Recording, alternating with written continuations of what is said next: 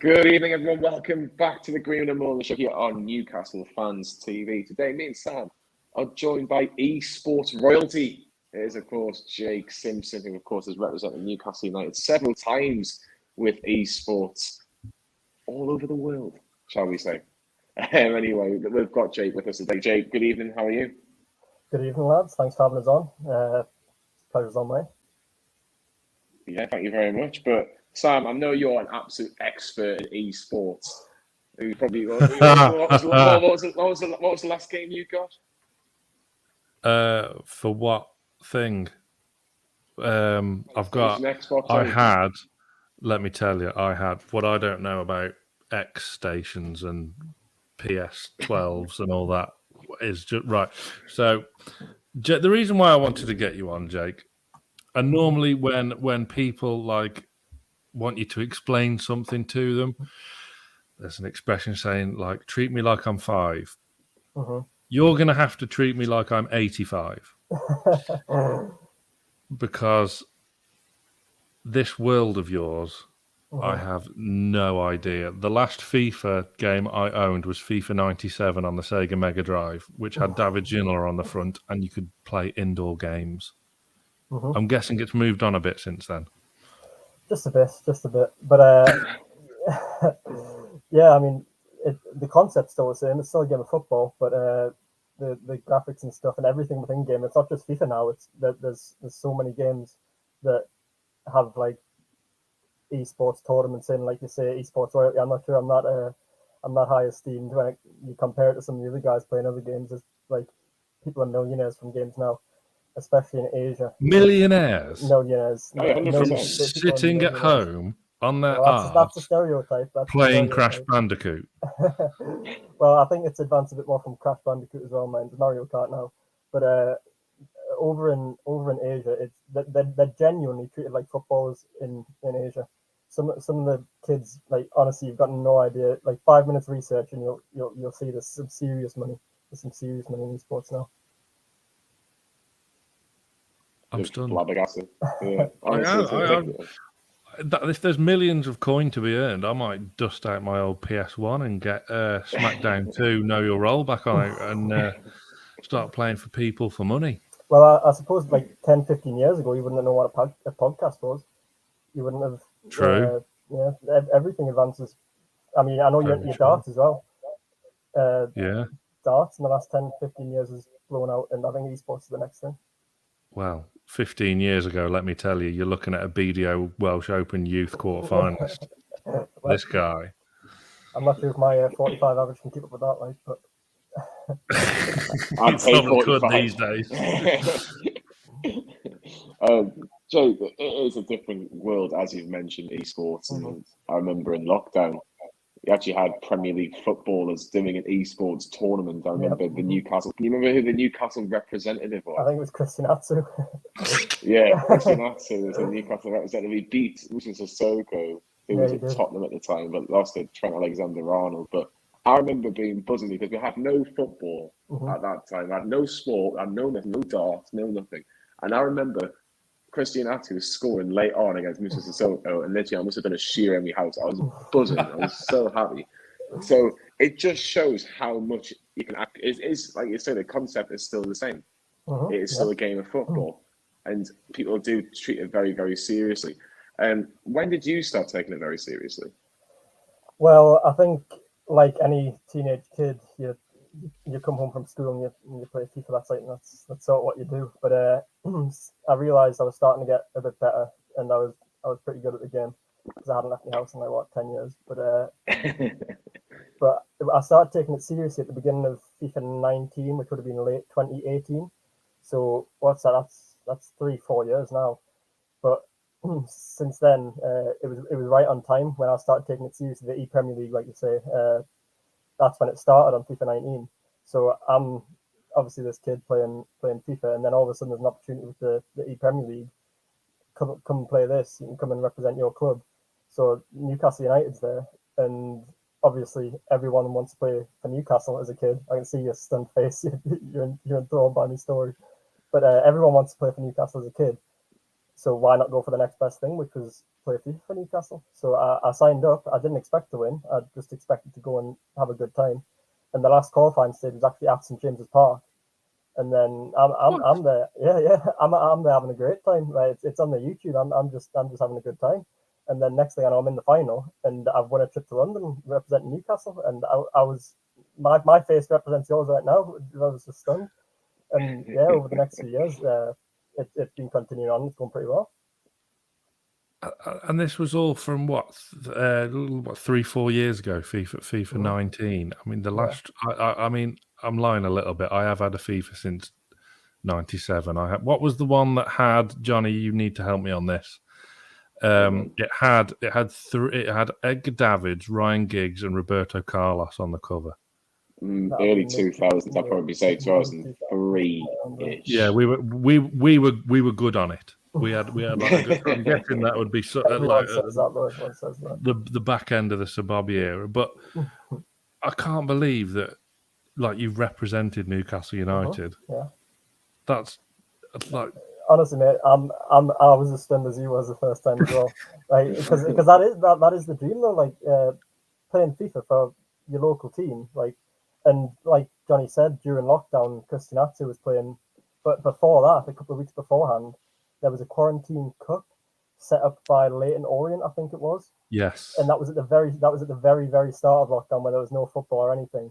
So like they just set up a FIFA tournament for a laugh, and then it just started snowballing, and then Newcastle got involved, and they came into contact with me. Then I was involved, and I was on betting sites and everything. Like you could bet on me on Bet365 Sky Bet to play FIFA. It was those 2 weeks during the first lockdown was absolutely insane. I had thousands and thousands of people joining me live stream to watch me play FIFA. It was mental. That's amazing. No, honestly, it's such a cool experience, because, like you said, there was no football on, so everyone was invested on the Twitter page. There was so many comments. I had like literally thousands of likes on a couple of my tweets when I won. I remember I scored a hat trick with Andy Carroll in the first game, and that was it. Like all the comments were just that took that and ran with it.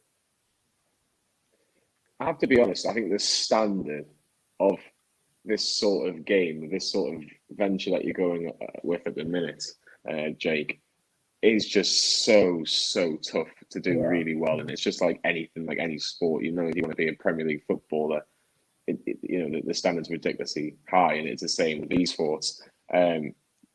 I'm guessing you never take this for granted.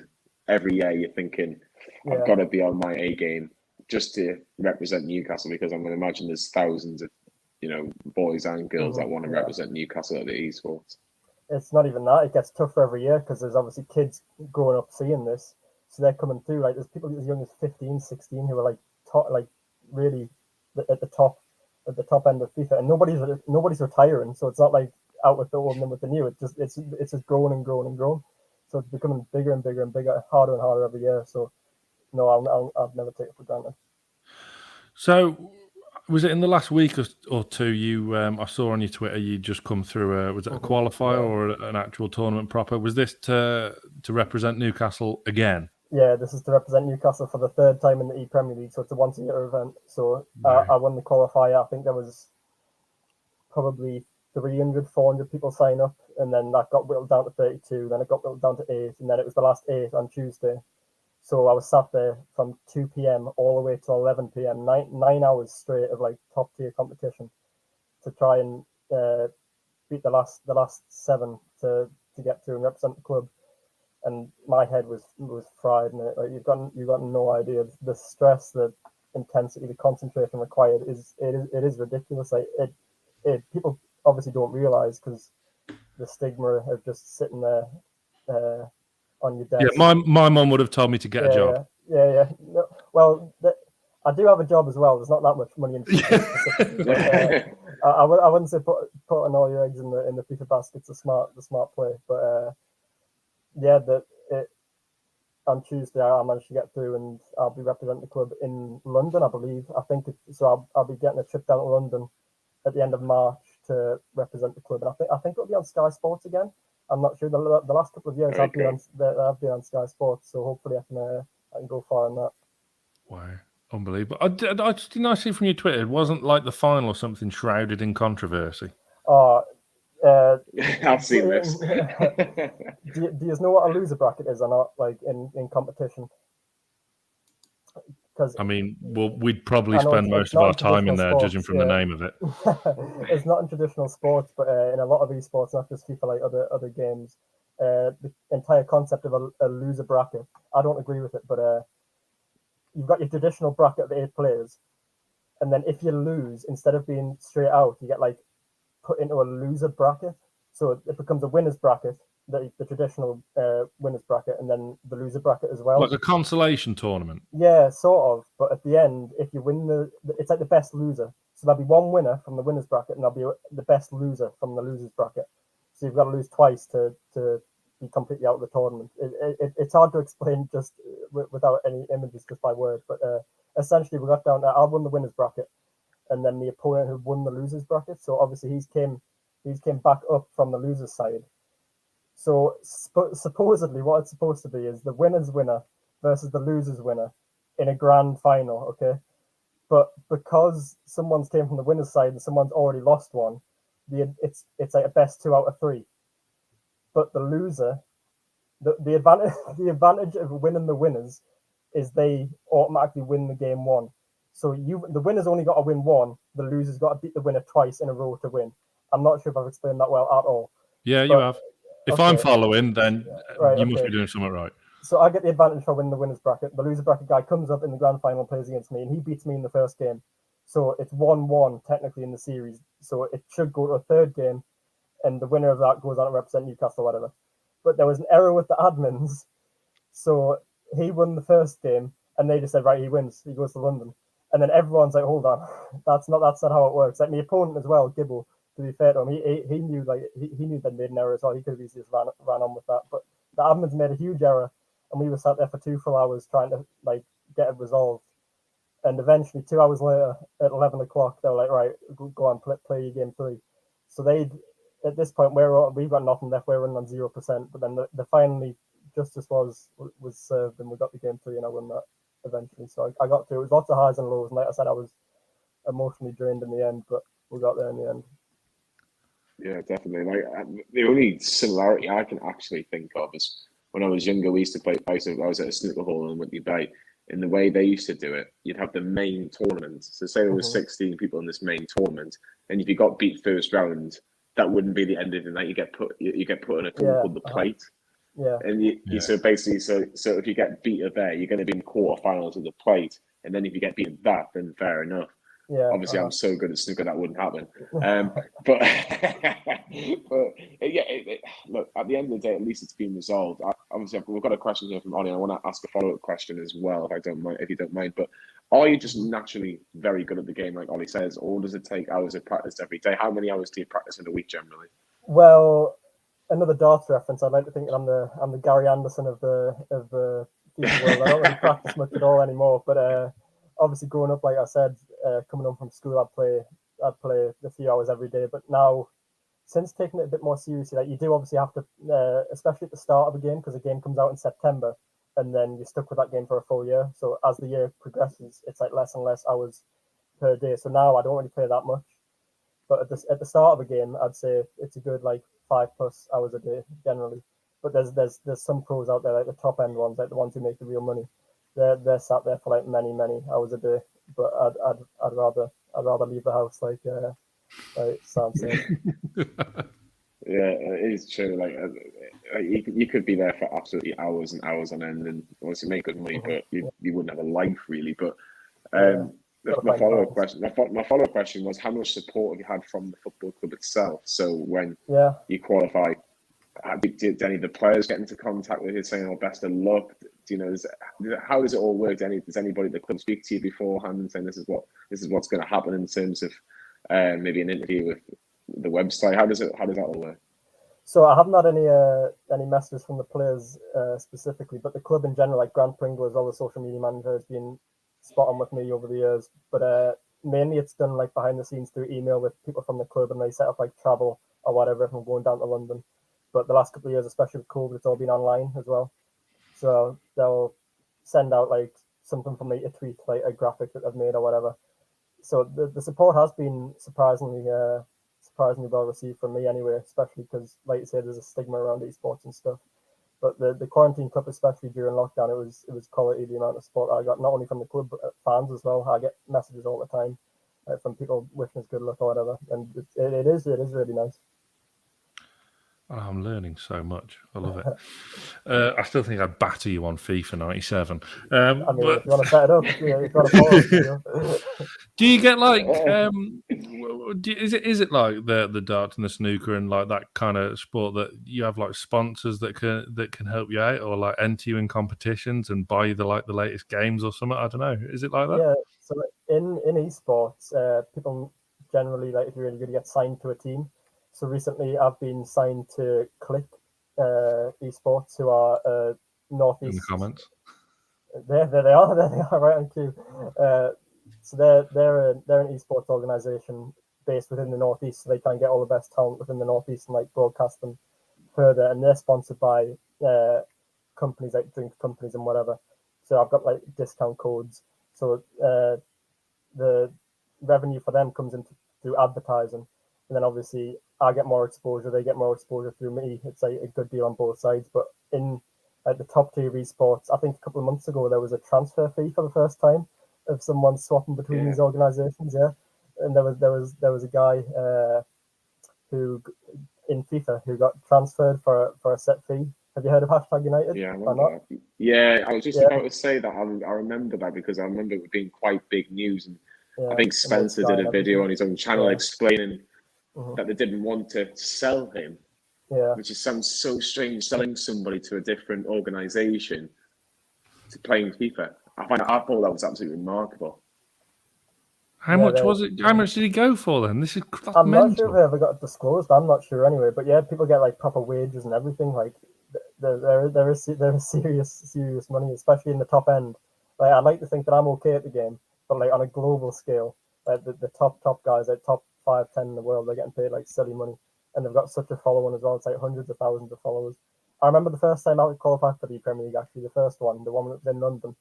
It was an in-person event, so like it was on Sky, and like there was a full broadcast and whatever. And I think I had 100,000 people watching my first game on that because I was the broadcast game. Wow. So I opened up the show for the first time on the Xbox side, and I think I had 100,000 views on Twitch.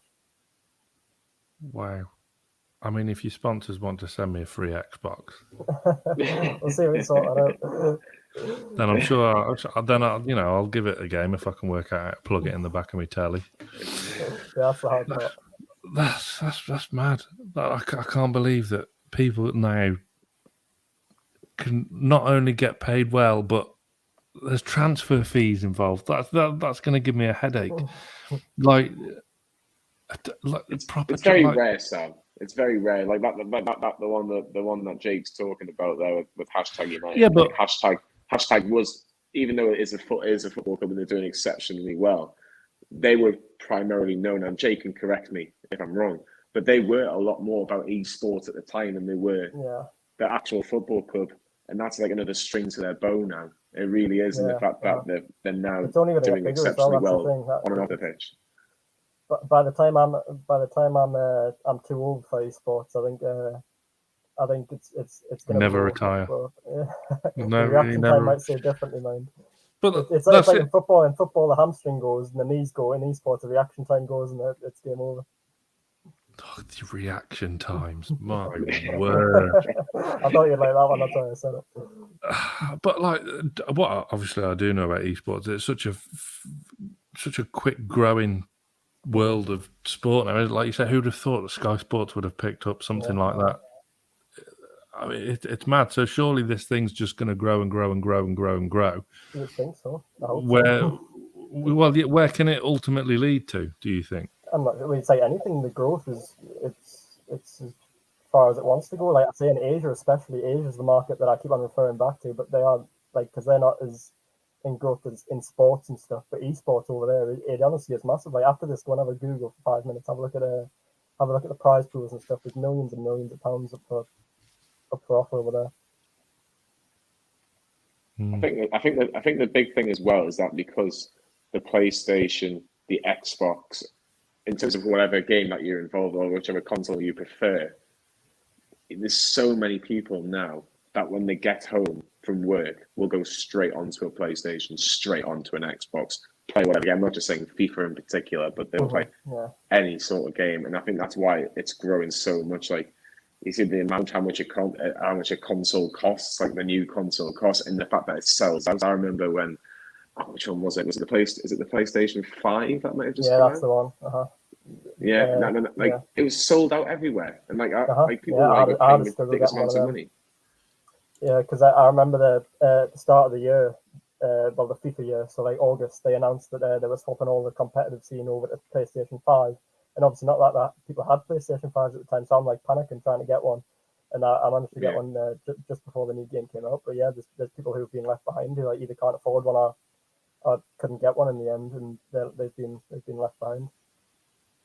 I mean, how much are they these days? Because like, I'll shock you, and it's a good job we're all sitting down. But my first Sega Mega Drive cost my mum £100. I mean, £100 back then, that's a lot of money. That is a heck of a lot of money.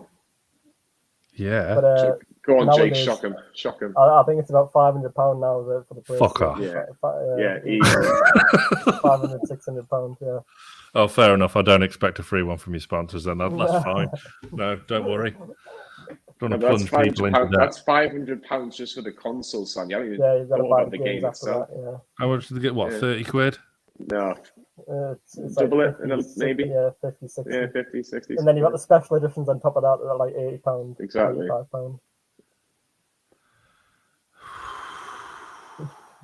I so hope your little lad really loves PlayStations and Xboxes in the next couple of years, and then you'll know how much it all costs. He'll miss in a few years. He does. I mean, he's 4 already, and he already plays the Wii and like everything. I mean, the Wii is just like a baby console, isn't it? But he like plays Pokemon on it and everything. Oh, he's gonna want one. I'm gonna best start remortgage the house and start saving now. It's either that or a season ticket now, isn't it? Well, the prize pool now for the Premier League at the end of March, I think the winner gets 30 grand. So if I win that, I'll donate your half your PS5 money. Where that is live on camera and as available as an audio podcast every Tuesday. I'm going to screen record that. We'll touch on the actual event at the end of March, Jake, very, very shortly. But I think this is a really interesting point. I'd love to get your insight on this. It'll take over football within 30 years. You won't have Super Sunday and you'll have like an e-sport event on a Sunday.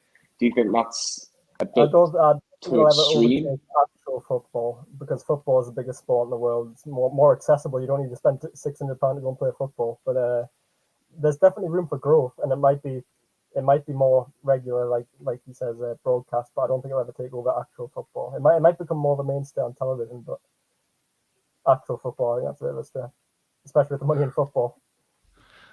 That's crazy. Like that point there, like you could have like a half and half Super Sunday, one e-sport game and then a proper game afterward in like 20, 30 years time. Mad. But when did you first start getting into football, Jake, and into Newcastle United? What era are we looking at?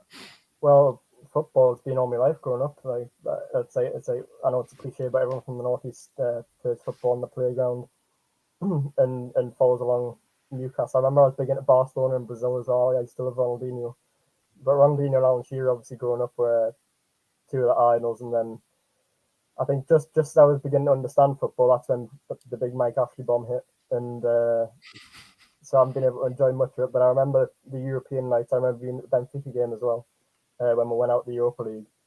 But hopefully we get back to those times soon. It is quite depressing that the earliest memories are still Mike Ashley memories. And it must be difficult, but like you say, we have had the odd occasion where we've played the likes of Benfica or Hansi or somebody like that, and you just feel, wow, this is what it feels like to be a Newcastle fan.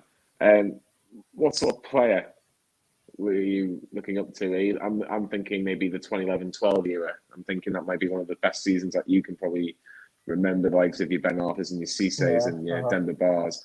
Is that the era that you remember from? Yeah, I mean that's obviously the most successful being in my lifetime, which is pretty sad. But like you say, I think the amount of years of suffering through growing up watching Newcastle hopefully hopefully the success to come more ever more sweet, and I'll never take it for granted again. I think that season as well, it was just part of it was just sheer dumb luck. And like obviously some brilliant scouting, but like Pardew at the helm, and like we'd already signed Ben Arthur on a permanent because he had that bad injury, didn't he, whilst he was still on loan. Kabay, 4 million. Bar was Bar free in the end? Bar was a free transfer, but he had that £7 million release clause, didn't he? Terrible release clause. But like that stuff, like so even then, Ashley didn't spend a lot, but we just got all these players in that were just. And Cisse had the best 6 months of his life as well. I mean, there's that, but let's not forget the guys behind it, like your Johan Kabay. I mean, no, definitely. Colaccini as well. He was immense that season. He was immense that season, Tim Coe as well. Yeah, that's what I mean. Like you look back, what we need now is that solid spine. There's your spine straight away. Yeah, but bring the Camerino back. I don't disagree at all. I mean, I love Rafa, but he's let some players go, hasn't he? I mean, he had a release clause as well, didn't he? Marino. I'm sure he ended up going on a release clause. Yeah, you're right. So it was Lee Charnley's fault. Yeah. Blame Charnley. Blame Charnley for everything. But no, Jay, I have to ask about Newcastle now, current day Newcastle, because I think everybody's a little bit excited, of course, with everything that's been going on the last 4 months or so. Before we talk about on the pitch matters, can you explain where you were takeover night and when you heard the news that Newcastle had finally been taken over, and were you relieved, excited, or was it just all in one? What did you do takeover night? Well, obviously I found out the same as everyone else did, but as soon as I knew it was happening, I got on the first bus straight down to the stadium, and I was the first bus there. I remember it was the Keith Downey tweet, and I remember I just left everything. I think I still had half an hour left on my shift at work because I work from home, but I didn't know I'm straight down there. I wouldn't miss that for anything. Yeah, I tried to get out of work as well. That went well. I just went straight away by myself, just down, just straight down. I met my brother down there a couple of hours later. I bet that's a night that you're not going to forget in a hurry as well. That's just proper special. I mean, Johnny, you were there that night as well, doing bits for NFTV, and I was at work watching. But like, have you ever known anything like an atmosphere like that? For A, not even at a game, and B, nothing had been achieved on the pitch. I mean, it was just the sheer time that it went on for as well, like the longevity. It wasn't just like a half an hour thing. No, it was like a solid 10 hours down there. Just people shouting and going mad. It was a surreal experience. It was like we finally won, and just the sheer excitement and looking forward to hopefully I don't want to jinx it yet because I haven't done anything just yet, but hopefully the success to come. It's just it was like living in a dream. The fact that you've been playing obviously the like FIFA, you would have probably come across different teams. I'm hoping that you can share a little bit of light into a certain Brazilian who used to play for Lyon, Bruno Ramirez. No, you've pronounced it wrong. I'm not. I just call him Bruno. It's Bruno. Yeah. What is the pronunciation then? Is it Guimaraes? It's something. It's the last syllable that's got me, and that. I think it was Luke Vinton, the content manager, tweeted out a video of exactly how to pronounce it, but I'm not going to attempt it now. He's Bruno to me, the best Bruno in the Premier League. Too right. Is it a coup for Newcastle, Jake, and how good is he? Well, it seems to be. You see all the graphs of, I know like football isn't played on a spreadsheet, but all the stats to do with progressive passes, key passes, pressing, tackles, duels won. He's like top in Europe, the Europe's top 5 leagues. He's like top for almost all of those metrics. So I think as long as he settles into the Premier League fast, then that is what we need him to do. If he can replicate those performances for us, it sounds like exactly what we need. And if that gets us a few more meters further up the pitch and gets the ball into our attackers more regularly, then it'll only help the team, hopefully. So looking at our team now in the real world and the esports world, how accurate do you think the ratings are on FIFA to our squad at the moment? Well, I'm not one. I'm not one to play as Newcastle, surprisingly enough. But obviously you've got your Alan Saint-Maximins and Callum Wilsons and Martin Dubravka. I think they're the three. But now we've signed Trippier. Trippier's up there. Mara, Bruno. I think Bruno's up there. But yeah, the last few years has been pretty diabolical. Everyone's near the mediocre level. I think it's fair to say. You've had high rated. I remember Henry Saivet for some reason was always a really high rated on the game. I'm not sure. Justice for Saivet. Agreed, to be honest. But I don't know why he was so high rated. But throughout the years, he's always been a gold card. So I don't know who's watching at EA Sports, but I think he was like quite highly rated on like Football Manager back in the day as well. Wasn't I think it's because when he played for, was it Bordeaux we signed him from? I think it was Bordeaux. Because we signed him in January.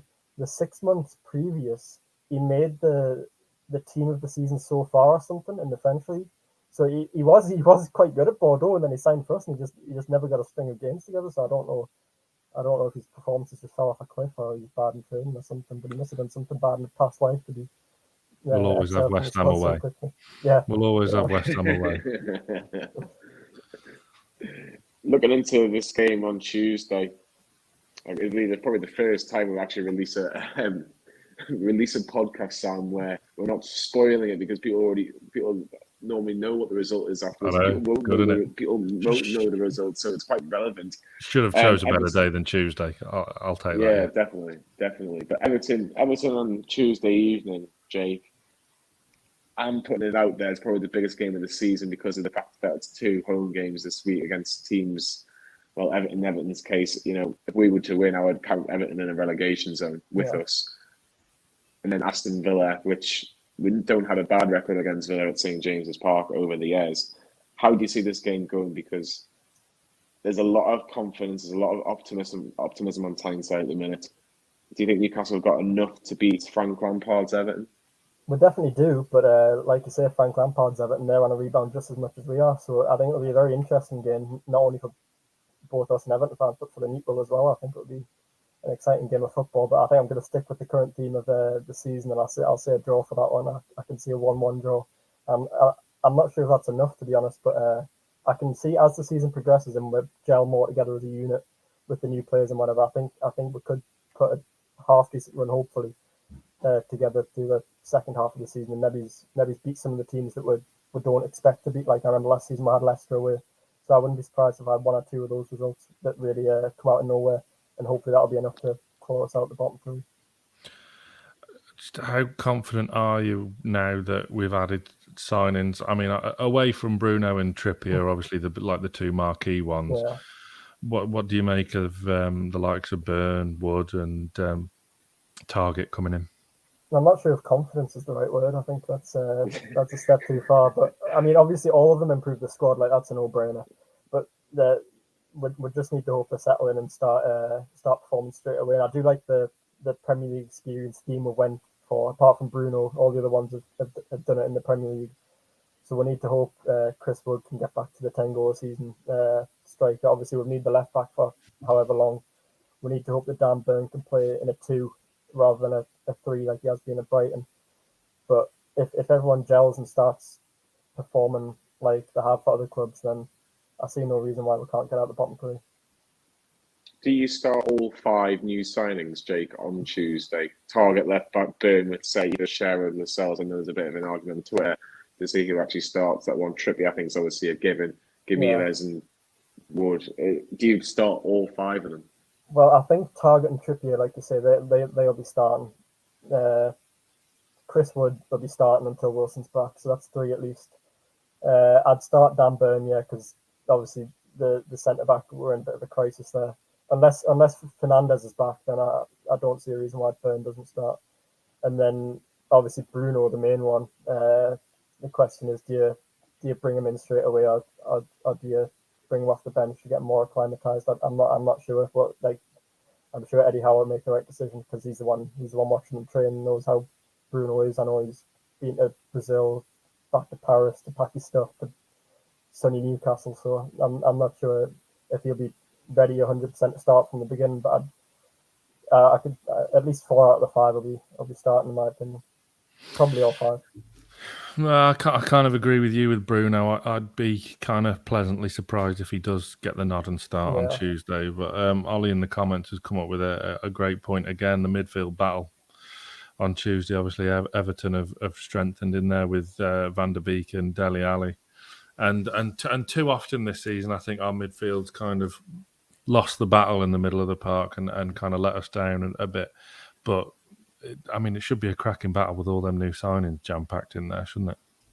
Yeah, I'd agree with that. But Everton, especially, I think we can target their fullbacks. If anything else, that's where their weakness is. So hopefully Trippier gets a lot of joy. Because are they playing Godfrey left back? Is that what they've been doing this season? He's got injured. He's pulled his hamstring against Brentford. I've just done a preview with an Everton fan, and he done his hamstring against Brentford, so he'll not be playing. So it looks like it's going to be the new lad. What's it called? Mikalenko, if I pronounced that right. And yeah. Well, yeah. Even so, I'd say get at them both. I think that's where the game could be won if we hammer those wings and try and get Chris Wood some service. I think that'll be the key area for us. I know the midfield battle, like you say, will be probably the most interesting for a neutral. But if we're talking about to win the game, that's where I'd attack personally. If I was the manager, the FIFA player, he's the manager. Prediction time then. Yeah. Prediction time, Sam. Go on, I'll let you start. Tuesday night against Everton. What are you saying? Well, Jake, I kind of agree with Jake again. Mainly because I'm keeping him on side because he's going to buy me a PlayStation.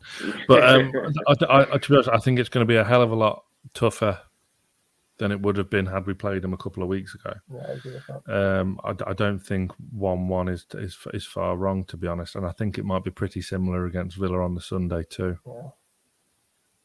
What about you, Jake? Do you think it'll be a draw? Or do you think Newcastle can nick it? I said 1-1 before. I'm going to stick with that. A scrappy set piece goal or a Chris Wood header or something. Anything how come off his back. Anything, yeah. As long as it wasn't a goal. But I think 1-1's a sensible, safe prediction. Hopefully 2-1 win. Well, I've gone 2-1.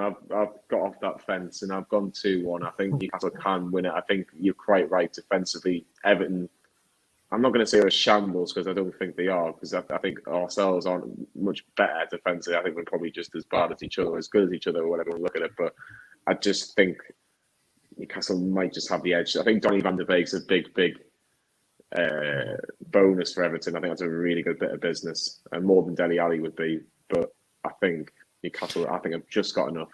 You don't know with Dele Alli though, do you? Because you could compare that deal to Lingard's this time last year. This time last year, I wouldn't have wanted Lingard, and then look what he did. So it's a very, very similar situation. Can he have that same impact? But I did hear that. Sorry to interrupt you. I did hear that Calvert-Lewin might be injured as well. I heard there was rumours of him being re-injured. So I know Rondon done okay for Venezuela, didn't he, in the international break? I'm sure he got a couple of goals. But imagine Rondon comes back and haunts us.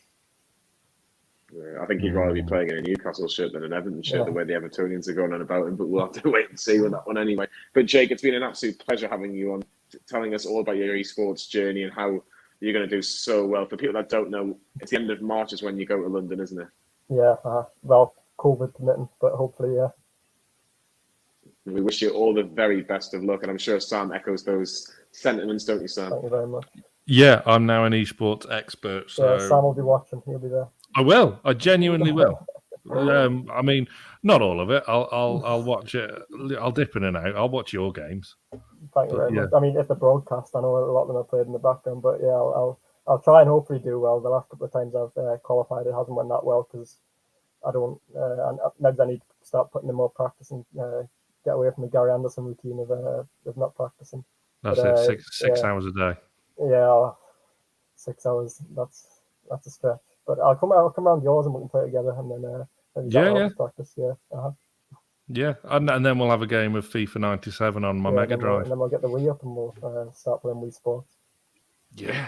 Yes. I've got Tiger Woods Golf. Or very, very quickly before we wrap up, Wii Golf. Let me tell you, but my Wii Golf, which is played with a bottle of whiskey. All right. Okay. Yeah. So if you miss a sitter, a gimme, put. Yeah, Or if you go in the water or you go in the sand, that's a shot of whiskey, my friend. And by the 18th, you are rat-arsed. Well, whiskey's my drink of choice as well. So anytime you want, I'll be around. Yes, please. Hey, well, I'd love to see that game be. I'd love to see that Wii golf game be broadcast live on Sky Sports. I'm sure that would be very interesting. I'm sure it certainly would, and I think I'm sure it'd bring a Jack Daniel's sponsorship out of it as well. But other whiskey, other different brands are available, of course. But yeah, Jake, finally, it's been fantastic having you on. Sam, where can everybody listen to this podcast? Every single podcast app available. Search the Greenwood and Mulliner Show on Newcastle Fans TV. And if you're listening on Spotify or iTunes, please hit that 5-star review. From myself, Jonathan Greenwood, Sam Mulliner, and our guest, Jake Simpson. We'll see you all very soon.